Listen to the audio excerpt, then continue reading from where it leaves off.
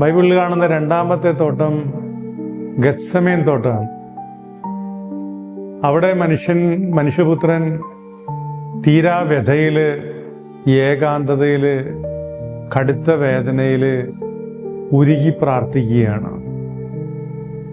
ഏതൊരു മനുഷ്യനും ഉണ്ടാകുന്ന പ്രാർത്ഥനയുടെ ഉരുകലാണത്.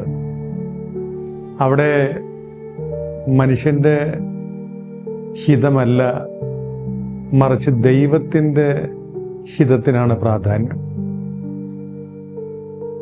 ഗത്സമേൻ എന്ന വാക്കിൻ്റെ അർത്ഥം ഒലിവ് ചക്ക് എന്നാണ്.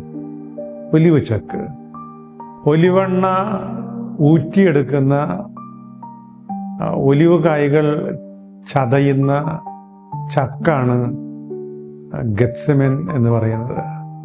മനുഷ്യജീവിതം ഒരു ചക്കിലെന്ന മട്ടോടെ വല്ലാതെ ഉലഞ്ഞു പോകുന്ന, വല്ലാതെ ക്രഷ് ചെയ്യപ്പെടുന്ന സാഹചര്യങ്ങളിൽ അവൻ കൈവിരിച്ച് പ്രാർത്ഥിക്കുകയാണ്, ദൈവമേ, എൻ്റെ ഇഷ്ടമല്ല, നിന്റെ ഇഷ്ടം നിറവേറട്ടെ.